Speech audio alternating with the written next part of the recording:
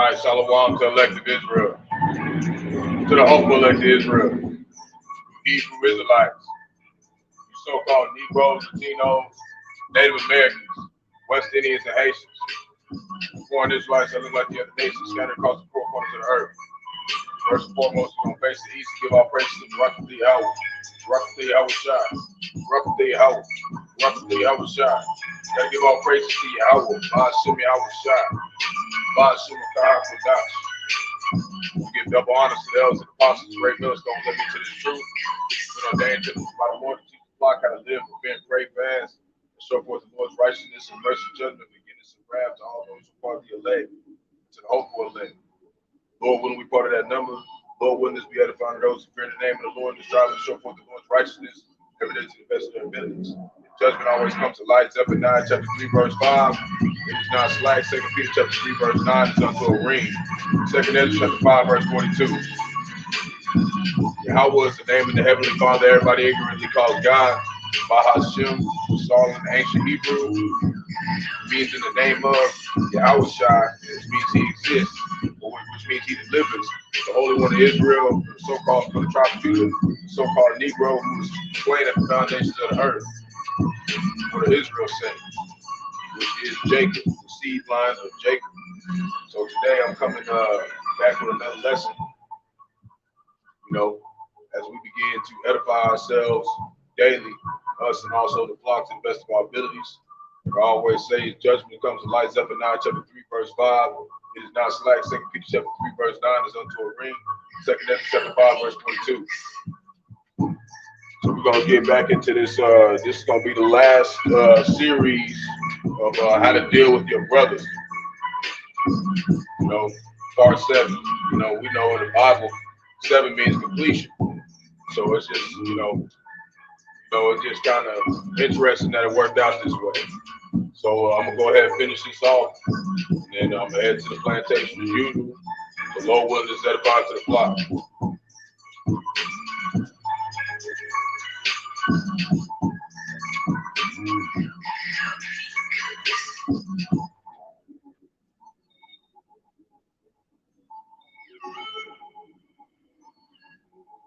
So my last lesson, basically getting into, our people think it's all about, being in a sense of, go back a little bit.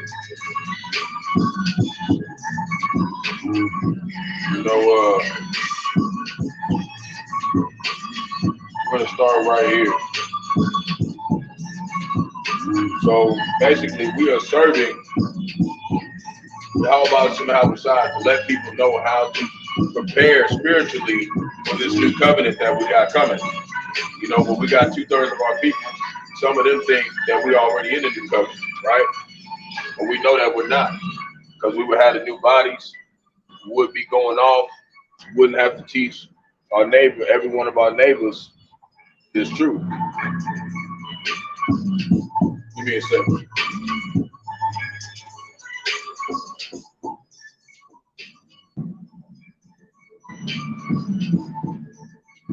Like I was saying, we won't have to teach everybody else or everybody this word, our neighbors, our brothers. We wouldn't have to teach each other this word and sharpen each other's iron as Jacob's trouble comes, right? So as I was saying,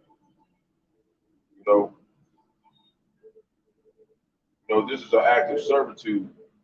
And so much is given, so much is required of what you must do.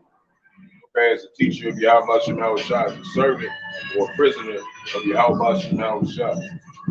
Yeah, you might have a great deal of understanding, but that comes with a great deal of responsibility for the church's sake.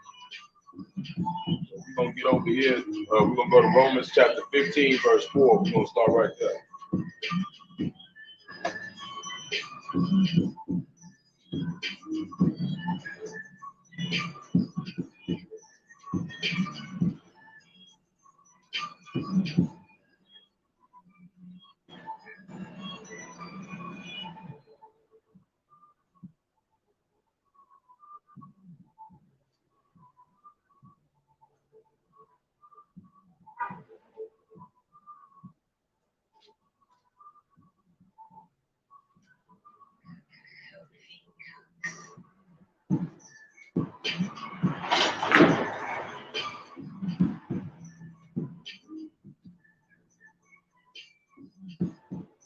Verse 4. Whatsoever things were written aforetime, you know what? Let's start with 3. It says, for even the Mashiach pleased not himself, but as it is written, the reproaches of them, that reproach fell upon me. Right? You know? So in the flesh, basically, you just want to please yourself. You want everything to run smooth. You know, friction you want to stay away from. You know, that's how the most of us are. Even Elder Yahawah, who I got this lesson from, you know, he said that he likes, you know, to not go through too much friction, right? None of us want to go through too many complications, right? That's that flesh that we battle. What does it say about Yahawashi? He said, the Lord pleased not himself. That is why we have particular situations fall on us, so we can be better at how not to, you know, how to deal with situations that aren't as, that run as smooth. Okay, because during Jacob's trouble, everything's going to be going wrong, man. And through that, we're going to have faith that Yahawashi is going to deliver us out of those situations, because everything is going to go not according to plan during Jacob's trouble when it comes to our flesh. Everything's going to go according to the spirit during Jacob's trouble, according to the spirit. So we got to be able to look at things backwards in an Eastern mindset, not a Western mindset. You think in a Western mindset, that means that you're running from trouble, you're running and trying to avoid it. Okay, but these are things that we're going to have to face, because it says through much tribulation shall we enter the kingdom of the Most High. So we know that we're going to have to face tribulation. We have to face the danger. We're going to have to face ourselves, which is our enemy. That's what our flesh is our own. Our flesh is our enemy. You know, the worst enemy is yourself, right? So as you battle this flesh in yourself and you defeat yourself, you get to a point where you react how Yahawashi will react, and put yourself backward, put yourself in the back burner, right? And that's what we want to do. Because during Jacob's trouble, we want to be those ones that are willing to lose our lives so it can be saved. It says, he that loses his life shall find it. He that tries to save his life shall lose it. So everything's backwards when you're dealing with scripture. Okay? How do people believe how to survive here? Okay? It's backwards in the precepts. So, like I was saying, just like I had, this is me, you know, I wrote a little bit about to explain about so I could, you know, be able to explain it. But I had last week, you know, my elder put up with a situation that I had going on concerning the situation that he didn't have nothing to do with. Okay, and he still looked out and made sure. He looked out and made sure, you know, that he put himself in a position where it was to, you know, bear the things that I had going on and went through those things with me. See, you know, because ultimately we are prisoners. We are not free until we get those new bodies, and we want to have to see each other. We won't have to see each other like this once we get to that point. You know, till then, we are serving for the coming new covenant. Like I was saying earlier, active servitude. So, like I said, as much you was given, as much required. Okay, you're going to be required to do things that everybody else is not doing. That's the whole point of denying yourself. It says, pick up yourself, your cross, deny yourself, and follow me. So you got to basically battle yourself when you have these carnal thoughts of, man, you know, I don't want to deal with that. Those are things that we need to go through, because we ain't making it to the kingdom of heaven without pressure, because that's how you make gold, man. So, verse 4, for whatsoever things were written aforetime were written for our learning, right? We're supposed to learn these things. How? Why? Because it's teaching us how not to destroy ourselves and also not to destroy somebody else in the process, right?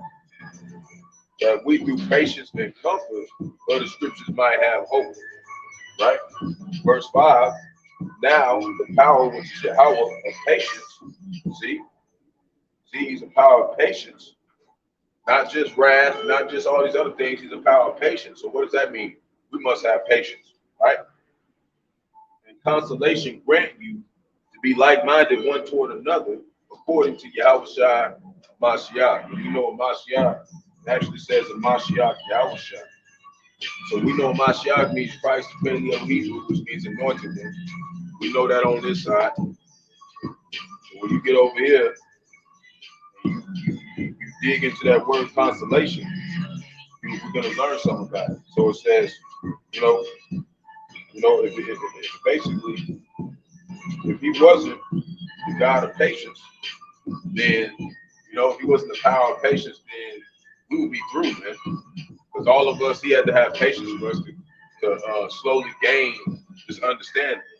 When he said eat the whole roll, it ain't going to be all at once. We got some people who came, like myself first and foremost, who came and started teaching the truth but didn't have a whole roll 8. I didn't have all the breakdowns, all the understanding. But it says if you have a gift, use it rather. So that's why what I learned, I'll go and put it out there. Whatever I find, I go put it out there. Because the sheep still got to be fed. So we have to balance with not let alone preparing ourselves, but thinking about others and preparing them around us that don't have that understanding so they can get ready. All right, it's a balance, man, but it's a lot of responsibility. See? So now I'm going to pull up this word consolation. We're going to look that up real quick.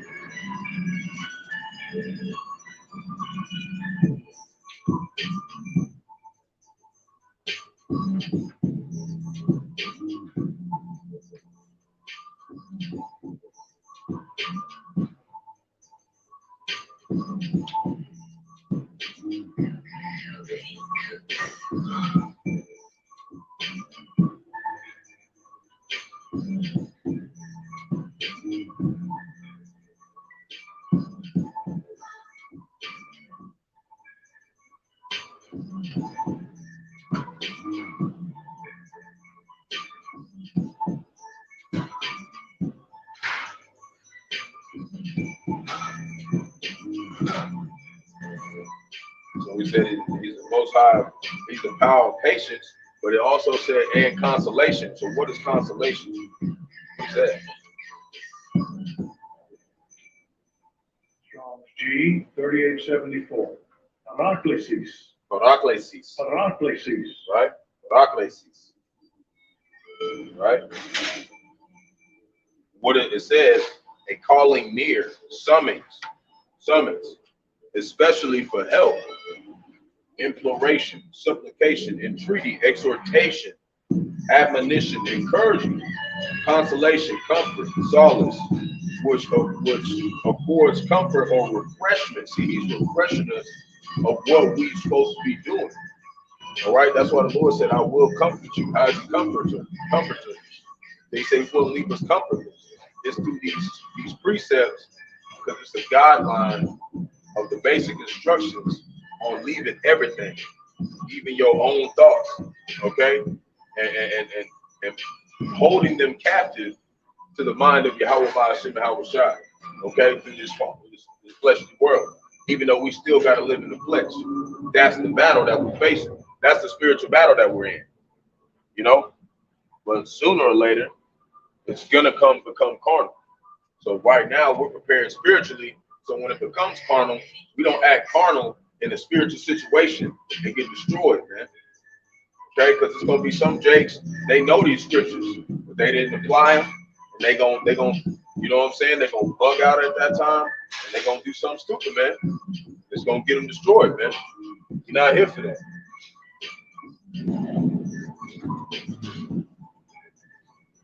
So now we're gonna go to verse 6.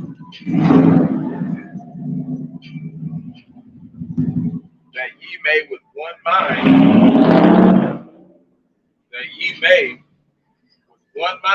right? And with one mouth glorify the Most High, even the Father of our Lord Yahawashi Mashiach. So we can't just come into this truth and think that we got the truth all by ourselves, man. It's a group, man. This is a group effort. There ain't no I in team, right? We're supposed to be a body of people who are all saying the same thing. And if your point guard got a whole different play, and you the poster, you got a different play, then the team ain't functioning, man. You gotta be on the same play. Who gave us the playbook?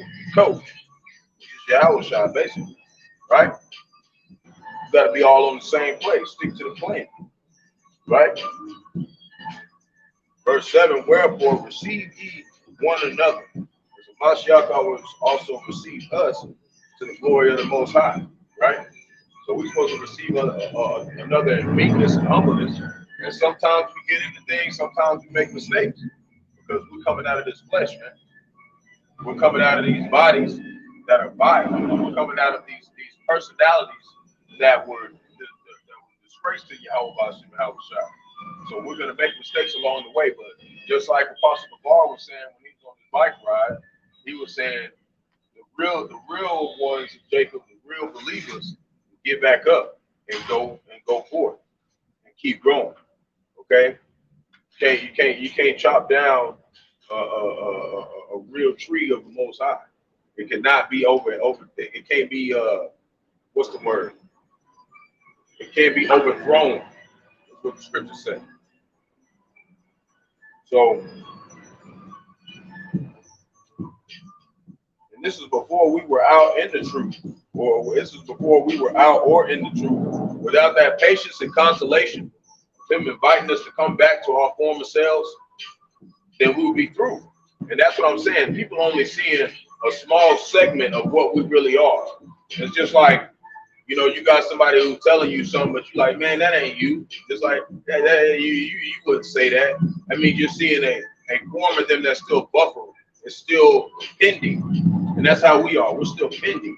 Like people looking at us like we the vile of the earth. They're looking at us like we're insignificant, but it's the other way around. And they're pending too. Their stuff is dwindling. They starting to make it seem like, oh fuck, we really ain't nothing, right?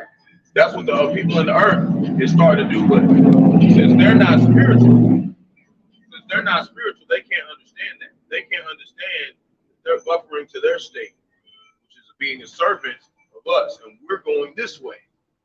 Okay, spiritually. Okay, and we do that by what? Staying occupied in prophecies. Ecclesiastes chapter 39, verse 1. Being refreshed, going back and relearning stuff that we maybe learned. Just like yesterday, it was edifying that guy actually came on the comment board. The Lord sent that guy over there for the comment board. So it put the spirit on me to go back and look at a lesson that I learned 9 months ago from a big bro. Okay, I'm talking about like it was a pressure to me because I got on there and I seen myself on the comment board saying Shalom, man. That was 9 months ago. I'm like, damn, look how far I changed, man. Look what the Lord did to me. Right? But I still had to go in there and listen to him. Like I didn't even hear him. Like it was like my first time hearing what he said again. Because I hadn't dealt with that in a good minute. So that's what you want to do. You want to keep repeatedly learning these things, man.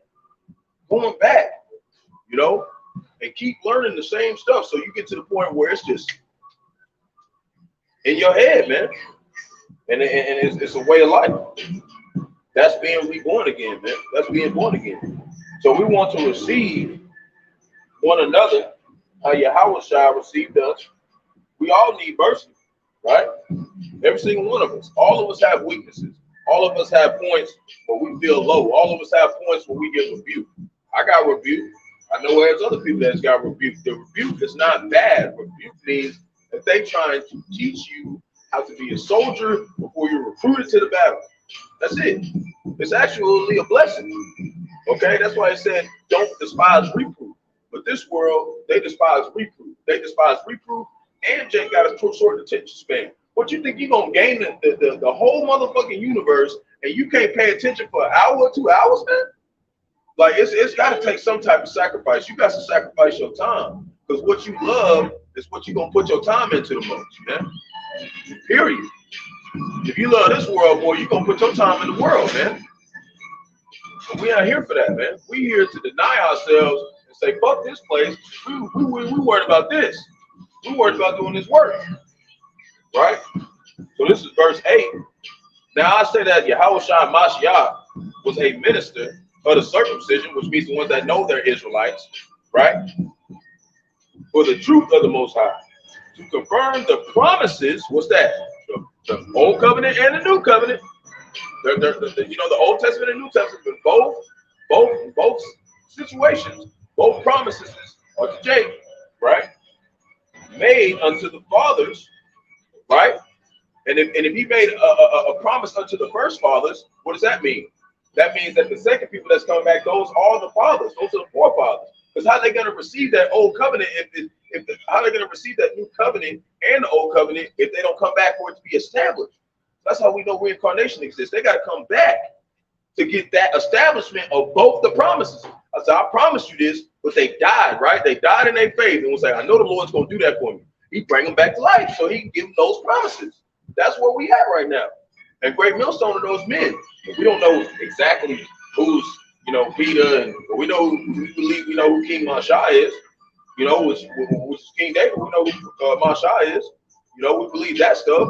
But I'm saying, like, the majority of Israel, it doesn't really matter. Those are the people who are going to save us. We just show you the four spiritual fathers, who they are, to show you that's what you need to know, that this is where the tabernacle of King David started. So you know this is serious. The ones who the Lord gives the knowledge to. Because I was just seeing a video. It was a spirit. It was Shapah the 12. He posted something saying the Apostle Dahar said that the Lord's not going to open up this knowledge to everyone. He's going to close off some people, man, because he knows that they're not going to continue. The Lord wants big people in the vineyard who are going to continue. It's just like if you go to the world and you work at somewhere, they don't want to hire somebody that's going to go to work 6 months. They want somebody who's going to stay around and do the fucking work. See what I'm saying? And get more knowledgeable and increase so they can do more shit. See what I'm saying? So, like I was saying, verse 9, and that the Gentiles might glorify the Most High for his mercy. And we know the Gentiles is of Israel. That's us. We're the Gentiles, the one who were alienated. And there's a verse that I like to go over that we're going to bring up that I'm going to prove that. Okay, so some people don't know that verse. So that the Gentiles might glorify the Most High for his mercy, as it is written, for this cause I will confess to thee among the Gentiles and sing unto thy name. Right? Right? So we know that when he did this, during my last lesson, what did it say? The tents of Judah were raised up first. So those are the first people to experience that refreshment of Yahawah, Bahasham, Yahawashi, which is our elders and apostles. That's why we give them double honors, because they didn't have the unicorn out at that time. They didn't have, which is the internet. They didn't have that stuff. They had to literally look through all these different books and read and study and strain themselves to be ready for us younger brothers, man. And it's like, you got people like Sakari, like, oh, y'all need to take a break. What you talking about, bro? Y'all crazy, man. The Lord got y'all bugged out. So anyways, keep going. The Gentiles were brought up, okay? In contrary to being circumcised, which means spiritually in the truth. Now we're going to go to Acts chapter 10, verse 28, and I want to point something out. Okay? And I've pointed it out other times, but it's something I like to refresh because it's very important. It's something that if you're going to become a teacher, it's something that you can use to really break down what is being said about the Gentiles. And there's two different types of Gentiles. Okay? And Apostle Tahar and Apostle Ramlav, and you know what I'm saying? They break these things down in some of their videos, and that's where I learned this from, That's where all of us learn this from. Even if you get it from a brother, that's not a elder apostle, you say, where'd you learn that from? What we gonna do? We're gonna tell you double honors to the elders and apostles. That's what we do. That's how we're able to do this. See what I'm saying? So, like it says in Acts chapter 10, verse 28, and he said unto them, and this is Peter, right? At Caesarea, right? Which is Rome.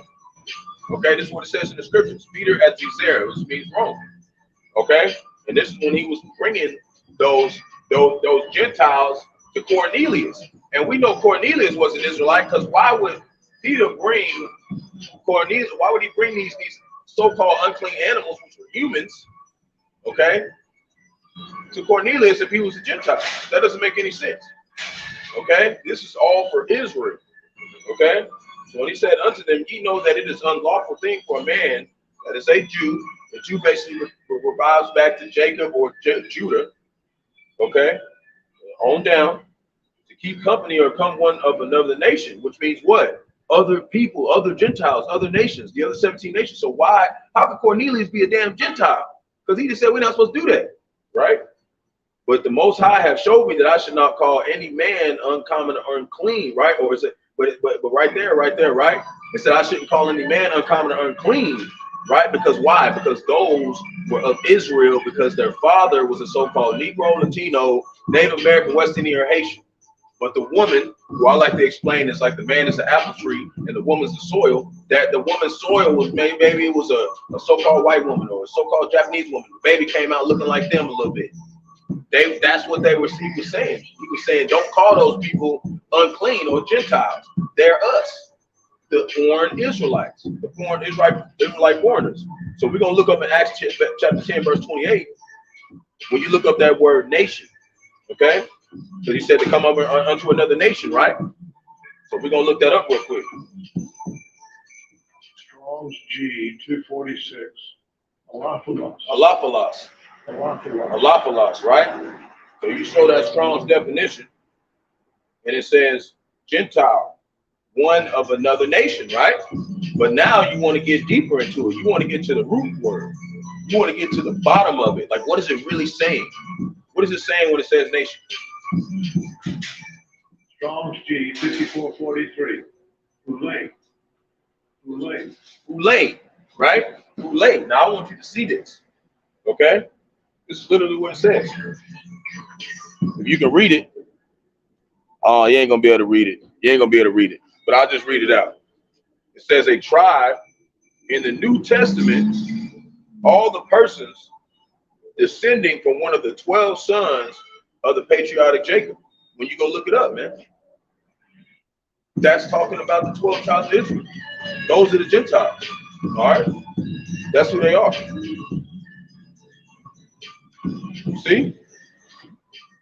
So those are the Gentiles that it's talking about. Now they have that one that said the time of the Gentiles had to be fulfilled. That's talking about the other nations. So there's a difference in Gentiles once you go into the scriptures. Okay. Drink a little bit Gatorade.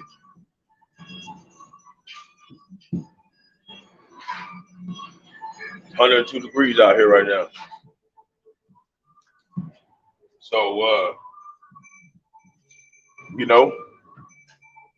past that, ultimately we are those Gentiles brought in through faith.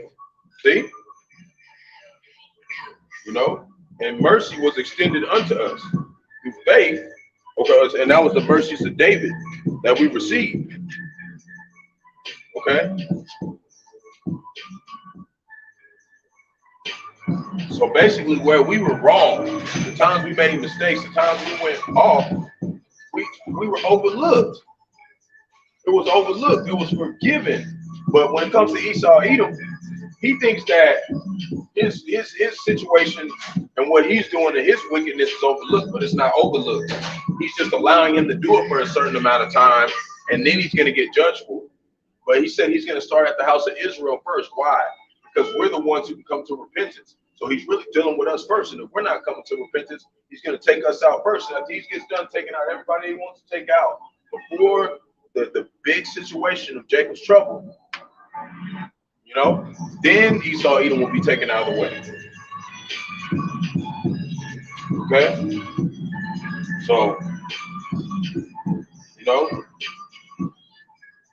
that's why he's not in trouble like other men right now. That's why Esau Edom can get away with things and nothing happens to him. Because the Lord's taking into account of that and saying, so when I really jack your ass up, you're gonna see it. Everything you did is gonna come full circle. He made Esau Edom make the movie Lion King. It's gonna come back, man. It's gonna come back. So his wickedness was overlooked by the others, it was overlooked by the other 16 nations and 2/3 of our people for his system.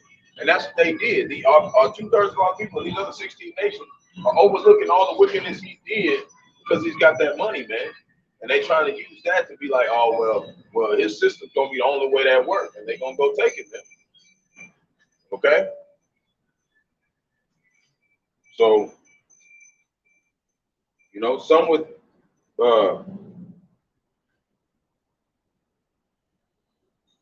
you know, and that was just how Yahawashi did with us. Okay, Yahawashi, he basically overlooked our sins so we could build this temple, do the work. Okay? So that's the only reason why we're having mercy, is to help him build the temple of David, his promises to David and to Solomon and to Yahawashi. Galatians chapter 6, verse 1.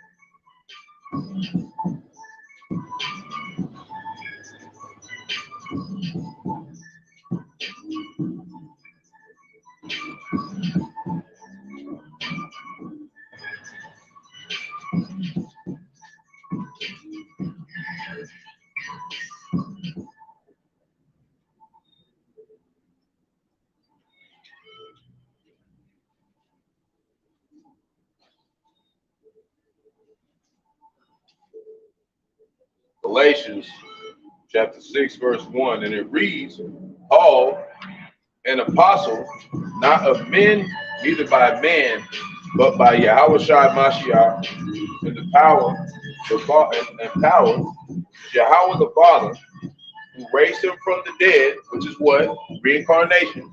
You can't say you believe in the Bible and don't believe in reincarnation. That's what he did. He raised him from the dead. That's reincarnation. Right? And all the brethren which are with me unto the churches of Galatia, grace be unto you and peace from the power of the Father and from the Lord Yahawashi Mashiach.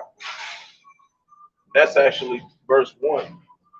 Some reason, or chapter 1. For some reason, the Lord want me to put the spirit on me to say that. So we're gonna go over here to 6.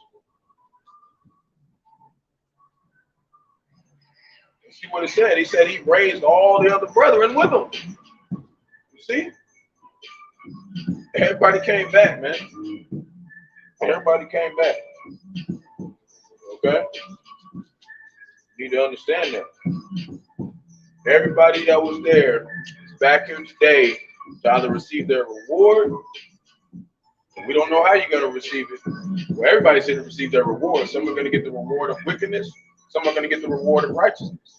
So this is chapter 6. Brethren, if a man be overtaken in a fault, ye which are spiritual, restore such as one in the spirit of meekness, which is lowliness, considering thyself, lest thou also be tempted. So when we're telling someone they're going off, we have to make sure that we're watching ourselves so we're not going to be caught up in doing that as well. And that's why we're not supposed to be around people who are going off. Because if we do, then we'll end up being tempted and going back into the world. Right? But it also says to brethren, it says, and this is to the brothers, not people who not doing the work, not caring about Yahawah's purpose. It's talking about brethren, ones who are sincere and actually want to do this work, man. It's not talking about everybody. So verse 2, bear ye another one's burdens, and so fulfill the law of Mashiach, right? That's what it's saying. You know, some people think the law is just the commandments, the 613 Old Testament commandments. But what about the Spirit, man? So we're going to look back up in Galatians, and we're going to look up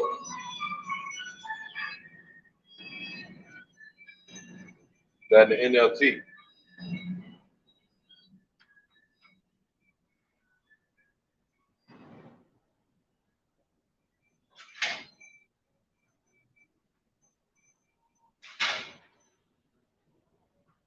And it reads, dear brothers and sisters, also the sisters, right? They just not supposed to teach, but they're supposed to be, you know, representations of amen, you know, and loving to other sisters as well, right? unbeliever is overcome by some sin, who are godly should gently and humbly help that person back onto the right path, and be careful not to fall into the same temptation yourself. So, because we're not supposed to be around people who are going into sin.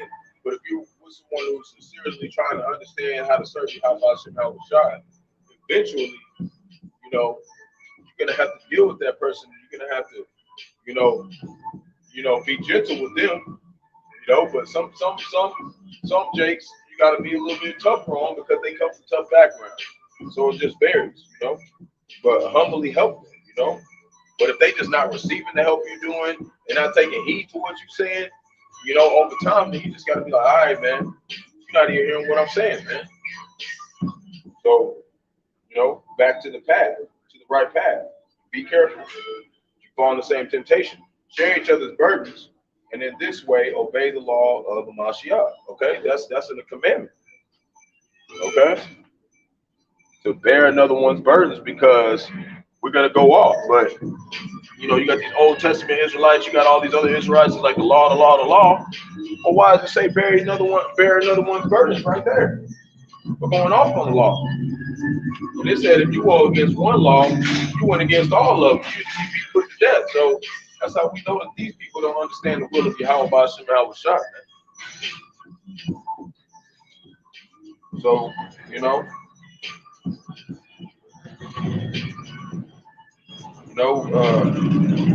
when you look up that word burdens, it means heaviness, burden, trouble. So we deal with other brothers' trouble sometimes, but it's got a limit to it. You ain't gonna just, somebody who's just being careless. Nah, you don't want to deal with that, man. You want somebody who's trying to stay in the graces of Yahawah, Bahasham, Yahawashi, and you're gonna fall into the same ditch they fall in. So we will want mercy and be built up, and to be receive rebuke as well. So verse 3,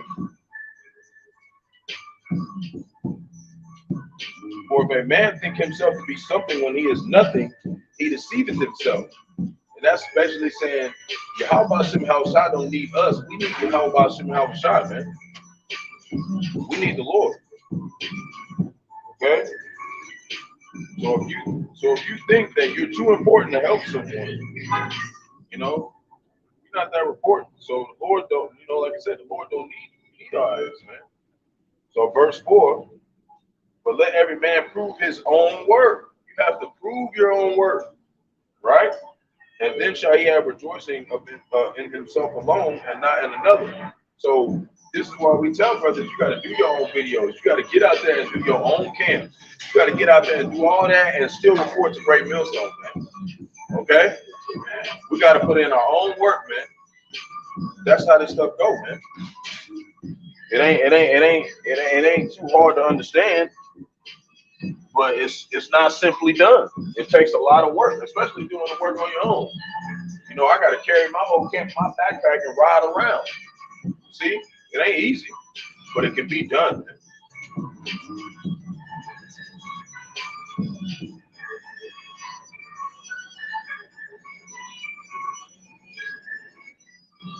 It can be done. So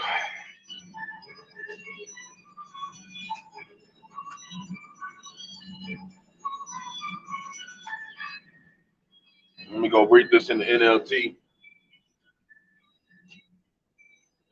So it says, verse 4, pay careful attention to your own work, but then you will get the satisfaction of a job well done. So we're supposed to be taking heed to ourselves and make sure sometimes if you get the time, double check your videos, go over, watch them, pay attention, seeing if there's something you can work on. Okay? And you won't need to compare yourself for anyone else. We're not supposed to compare each other anyways and to other people, because that says it in Corinthians about not making ourselves part of that number. Okay? We're just doing the work. Verse 5, but we are each responsible for our own conduct. And that's the thing about Jake. Jake don't want to take responsibility for what he does, man. You have to take responsibility for everything that you do.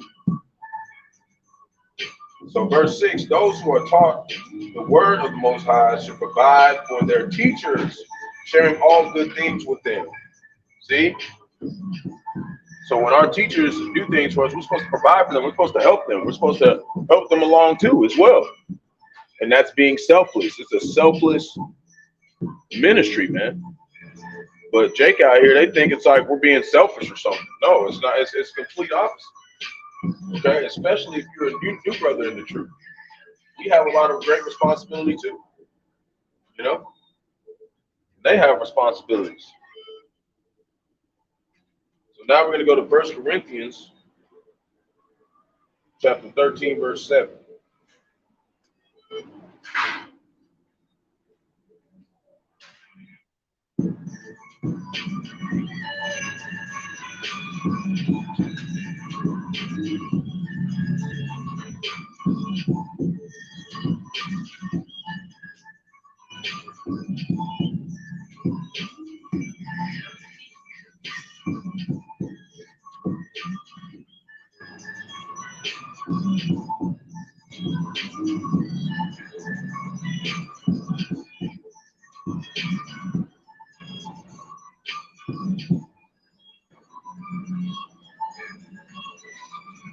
So 1 Corinthians chapter 13, verse 7.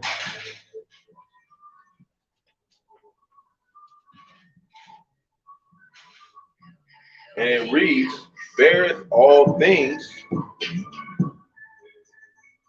believeth all things, hopeth all things, endureth all things. See?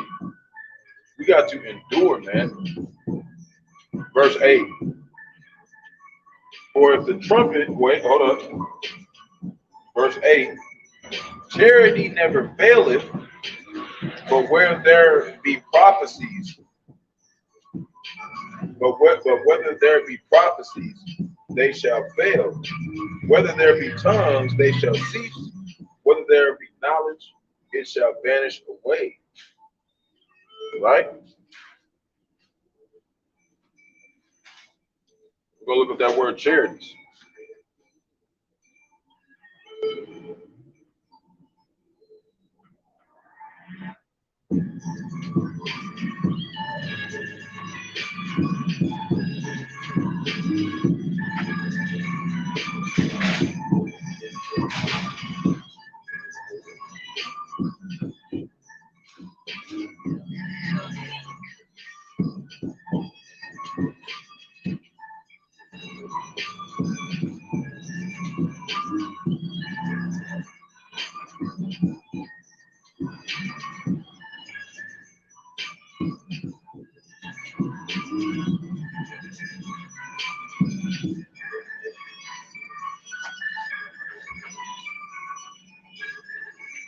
Bear with me.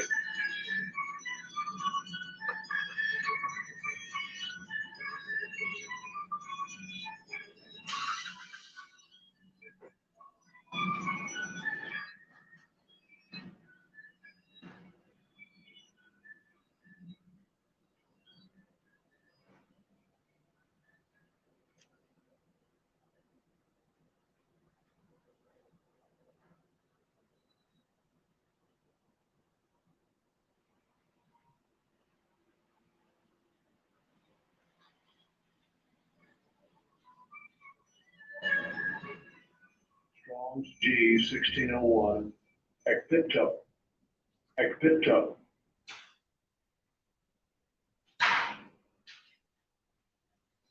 That's not the word I'm looking for. Hold on.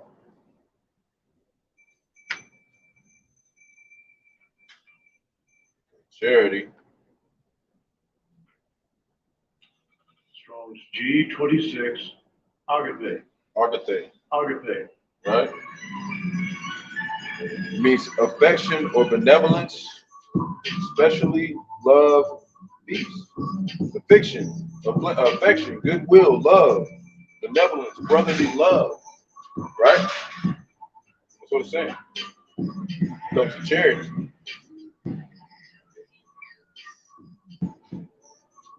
I want to read this verse 8 in the NLT.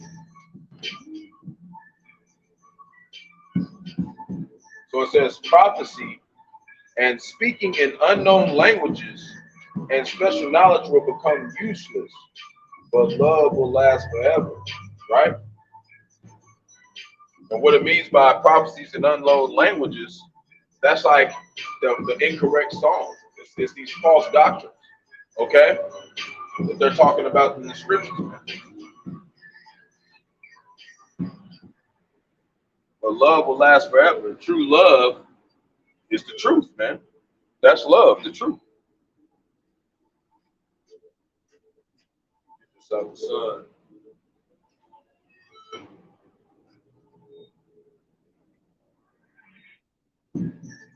So basically, back to Corinthians, we're going to go back to 1 Corinthians. We're going to go back to verse 1. It says, though I speak with tongues of men and of angels, and I have not charity, I am become as sounding brass or a ticking cymbal.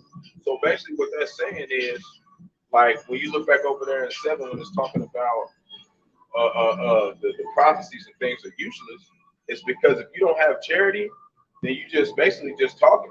If you're not proving what you're doing, and you're not doing the work, and you're not doing it in sincerity, and you don't have love for your brothers, then you're basically just talking noise. It's pointless. That's what he's saying. Even if it's the right prophecy and the right doctrine, if you're not doing it in a sense of you really care about the brotherhood, it doesn't matter, man.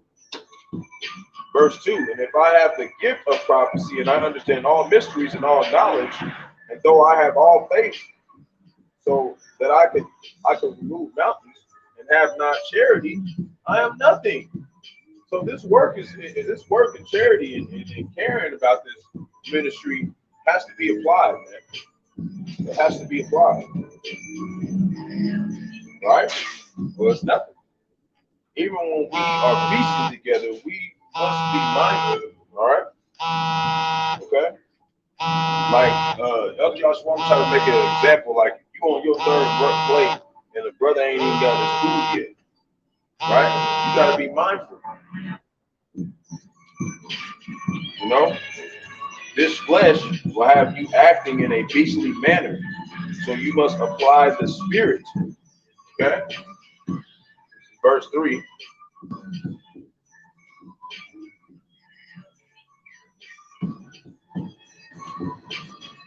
So, and though I bestow all my goods to feed the poor, and though I give my body to be burned, and I have not charity, it profits me nothing. So, you know, this is the whole thing that yesterday I had somebody that was telling me, you know, what if you just be a good person? Well, if you don't have charity for the brotherhood and you're not doing the work in sincerity and caring about it, then it don't mean shit. It's not going to Yahawah's temple. So it doesn't mean anything. Everything in Yahawah's temple was stolen. So if you're not putting back anything into it, it don't mean shit, man. It don't matter how many people you help out. That doesn't matter. The Lord looks at it as nothing. So verse 4, charity suffereth long and is kind. Charity envieth not. Charity vaunteth not itself. It is not puffed up. And we can't be puffed up either. Right?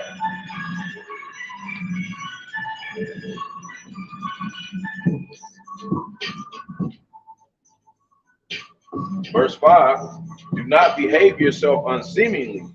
Seeketh not her own. It is not easily provoked. Thinketh no evil. Okay? You know? So we're supposed to refrain from thinking evil or wicked thoughts towards other brothers, man. Or thinking anything towards the brotherhood that is contrary to loving kindness and charity. All right, we got to think well of our brothers. We got to pray for our brothers. You know. Now it says for 2/3, it says pray not for their good. So them is different. You're not supposed to be praying for the wicked. Nah. You know. You're not supposed to be praying for the wicked. So this is Ecclesiasticus chapter 28, verse 1. We're going to go over there. We're going to deal with that real quick.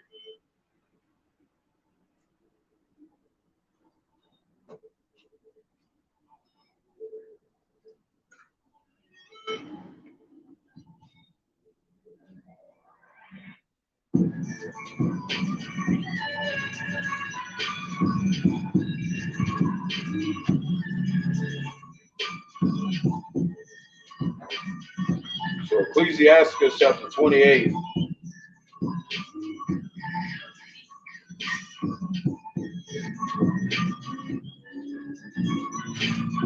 Verse 1. He that revengeth shall find vengeance from the Lord, Yahawashi. And he shall surely keep his sins in remembrance. So we don't want to deal with, oh, why the number keep calling me? I have to do what I can. So he will surely keep his sins in remembrance. Okay? So we don't want to be those people who are sins are kept in remembrance. All right? We don't want to be those people.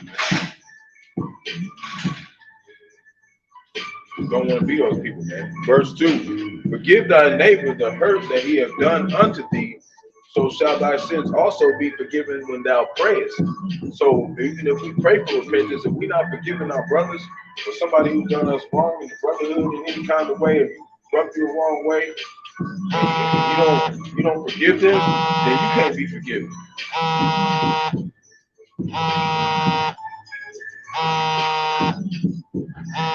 Lock you, hold on. Constant calls.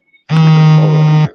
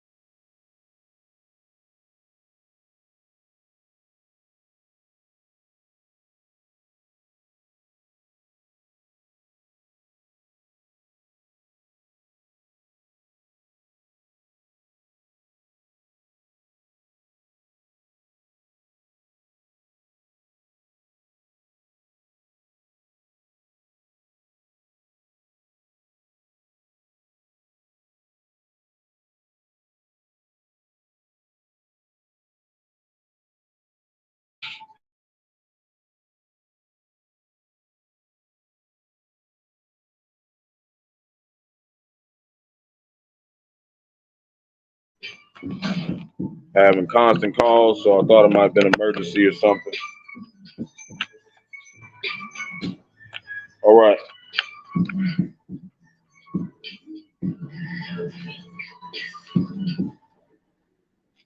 So I was saying, don't forgive thy neighbor the hurt that he have also done unto thee, that thy sins also be given when thou prayest. We have to forgive, our brothers whenever things we suffer wrong from.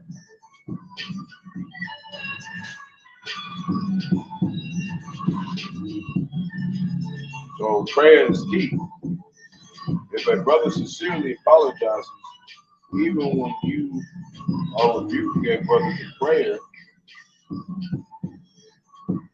just so we can get past whatever happened. Okay, the prayer is that this brother makes it. You have to sincerely believe that in your mind.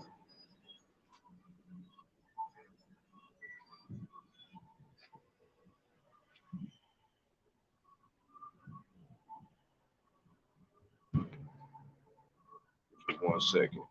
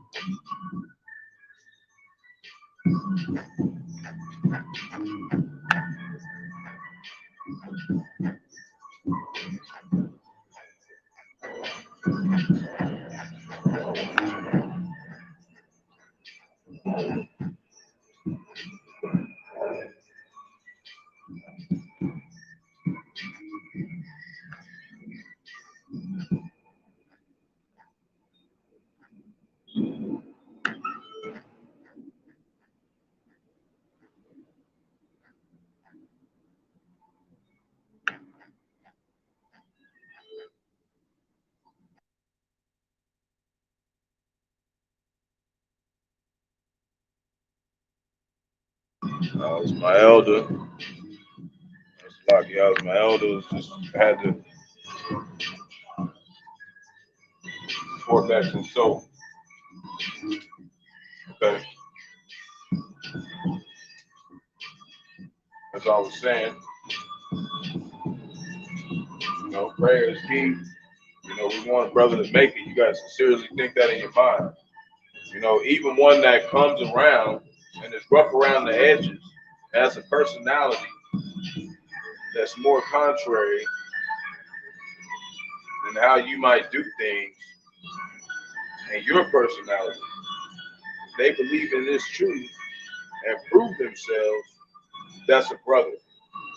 But there will come a time when things are going to happen. Sometimes you must suffer wrongfully and take the load.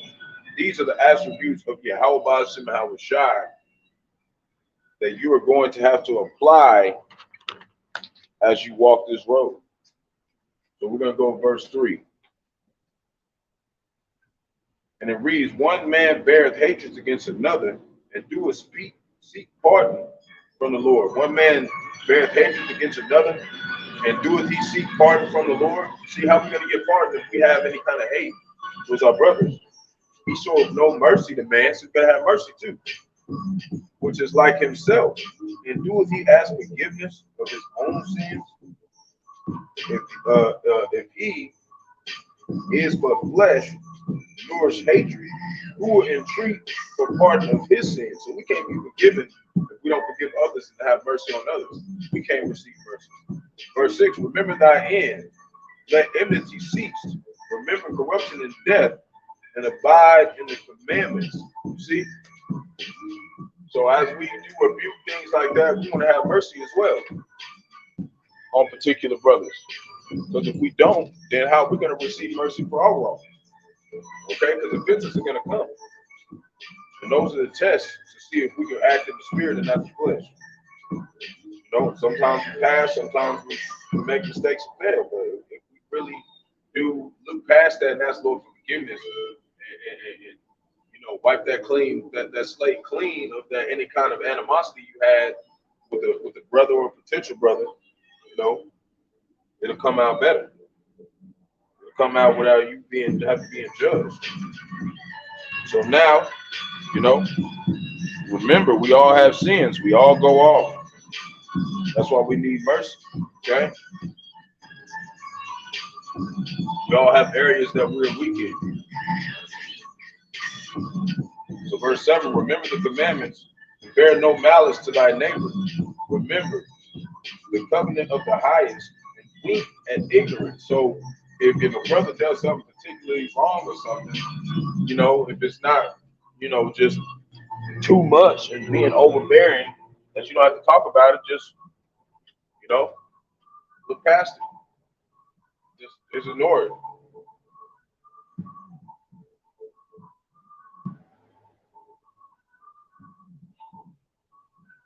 It has to be sincere, man.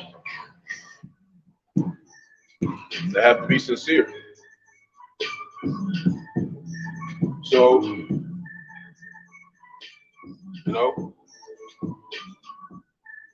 like, I like this way Elder Yahawah was talking about. He was like, sometimes, when we get together, you see Jake's dirty drawers on the ground, and you be like, damn, man, Jake through.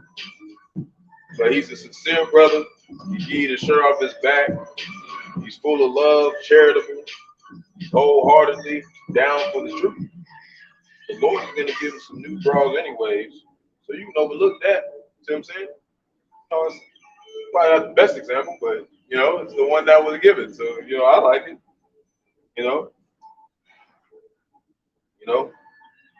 So things to get back, things to get back to, things get too bad, then you can have particular conversations. So now we're going to go to Barak chapter 19, verse 13. All right.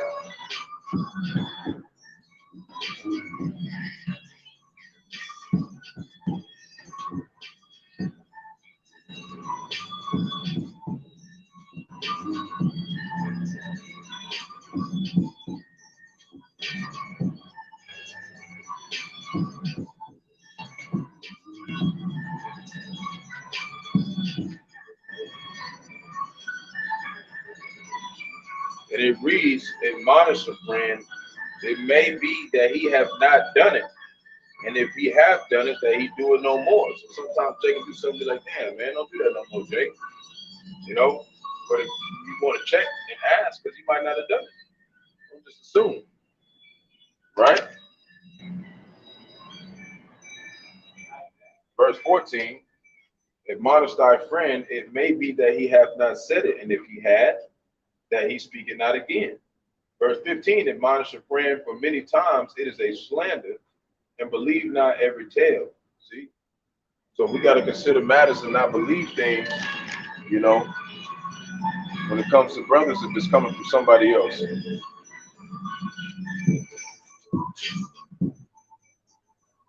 All right.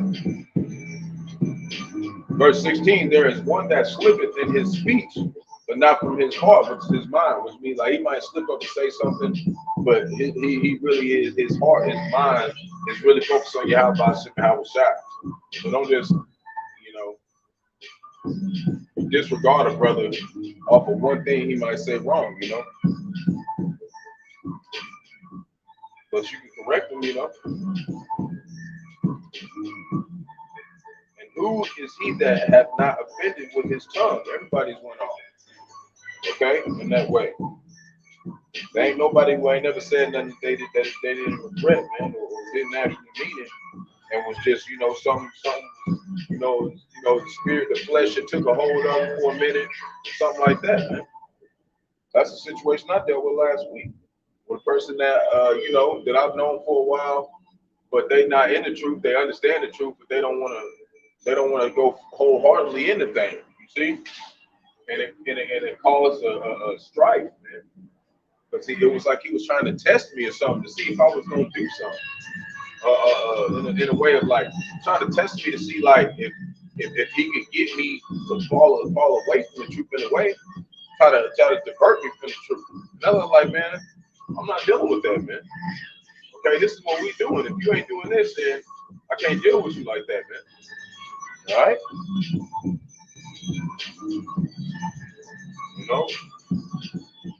Admonish thy neighbor. It says, offend with his tongue. Admonish thy neighbor before thou threaten him, and being not angry.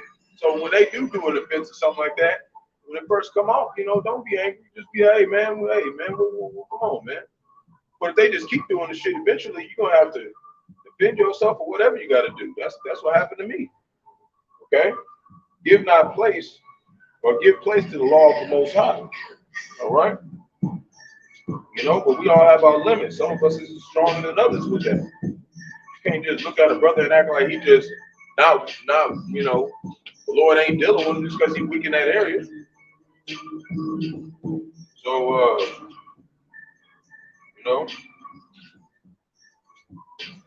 sometimes the brother might slip up and say something wrong, but you don't want to speak or think little. You don't want to speak evil or think evil of a little one, especially in your mind, man. Those little ones is talking about,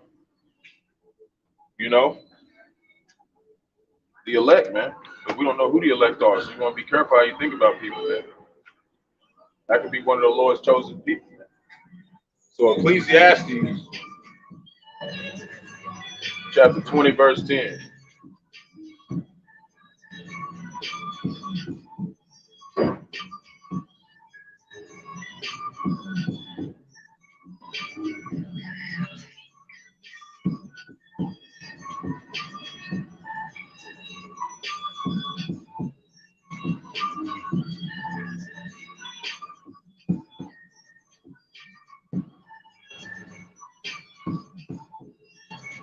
I think it's Ecclesiastes. Yeah, Ecclesiastes, chapter 20, verse 10.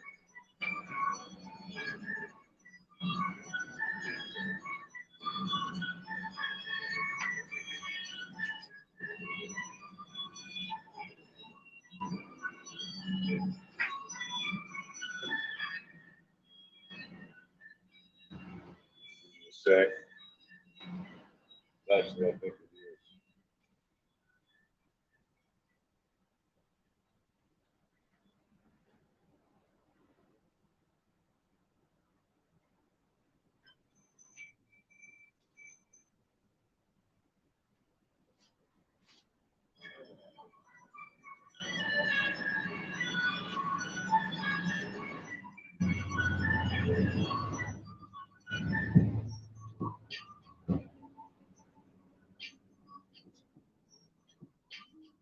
Shalom, Malak. Bahasham, Barak.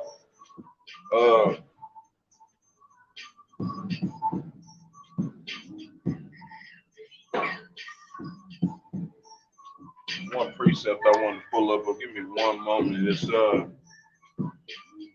basically what it's just saying is you must overcome wicked thoughts, love prayer, and again, certain things will rub you the wrong way. Certain things will make you say like, this is what Yahawah said. He said, "What the hell is wrong with this nigga?" Sometimes you'll get that way, with a particular brother, But don't get me wrong, being a part of a camp is the best thing going, but there will be challenges. Okay? So we're going to look at Barak, chapter 19, verse 13. I want to look it up in the NLT and read a little bit of it.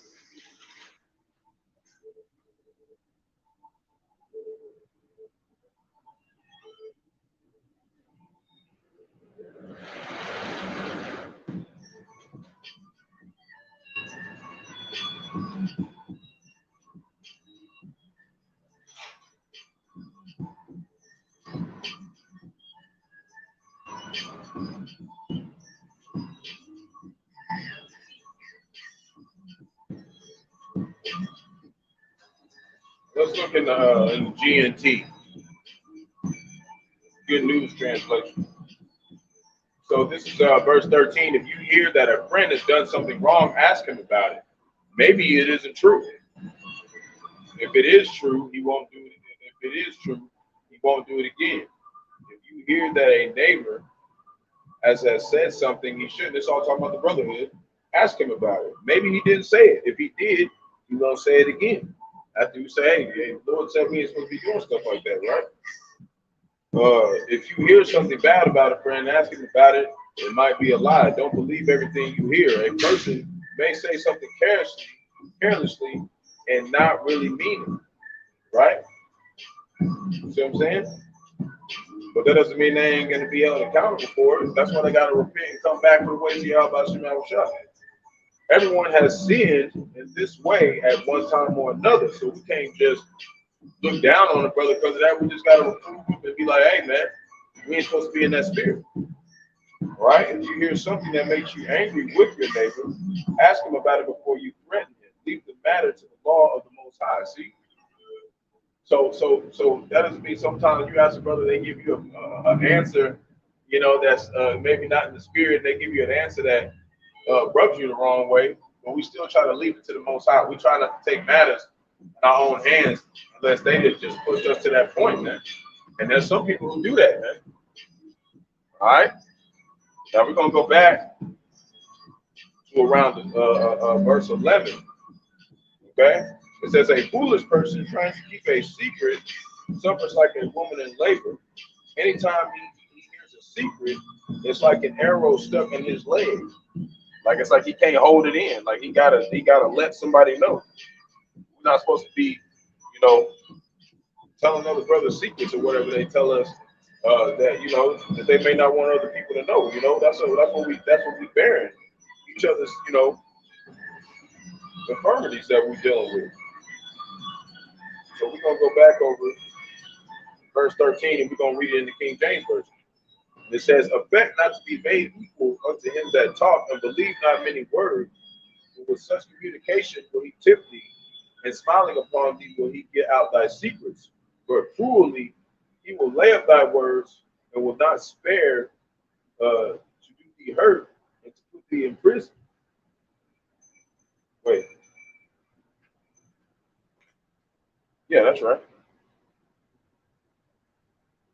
No, that's the wrong one. That kind of goes with it. It's supposed to be 28, verse 13, page blue. So this is verse 28, Ecclesiasticus, which is Barak, chapter 28, verse 13. Curse the whisperer and double tongue. And there's some people that are in the ministry like that. Okay, you gotta watch them. Okay, you gotta point them people out. For such have destroyed many that were at peace. A backbiting tongue has disquieted many, and driven them from nation to nation. Strong cities have pulled it down and overthrown the houses of great men.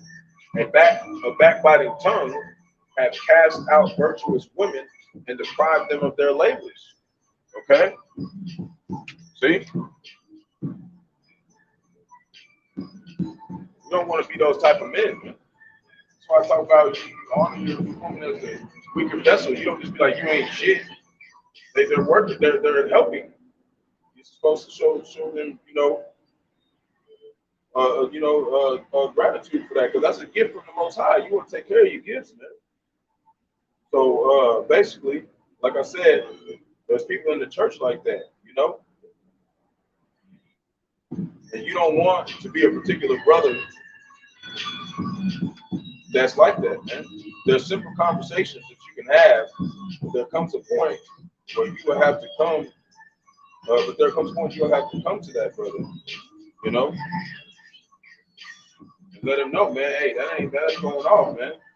You gotta stop that. You know what I'm saying? The Lord can take his spirit from you. Verse 18, many have fallen by the edge of the sword, but so many have fallen, but not so many have fallen by the tongue. So we have to watch what we say, man. We have to watch the things that we say and what we think about the brothers, man. Because it can get you taken out by the sword, or get you taken out in a way where you're not in this truth no more, man. So Lord willing to set upon to the flock. Face the heat to give all praise to Barak, Yahawah, Barak, Yahawashi. Barak, Yahawah, Barak, Yahawashi. Gotta give all praise to Yahawah, Bahasham, Yahawashi, Bahasham, Qadash. Want to give double honors to the elders and apostles who break us, don't let me to this truth. Been ordained by the Lord to teach the flock how to live, repent, pray, fast, and so forth. The Lord's righteousness, mercy, judgment, forgiveness, and prayer for all those who are be elected to the hopeful name. Lord, wouldn't be part of that number. Lord, wouldn't be edifying those who bear in the name of the Lord and strive to show forth the Lord's righteousness every day to the best of their business. Judgment always comes to light. 2 Chapter 3, verse 5. It's not slack. 2 Peter chapter 3, verse 9 is unto a ring. 2 Ezra chapter 5, verse 42. The water ball with balls, the water for tuning in. Yahawashi, Barak. Lord willing, we'll be able to dwell in the spirit of the Most High until the end. And Lord willing, we'll be in the exalted name of Yahawashi, another day. Shalom.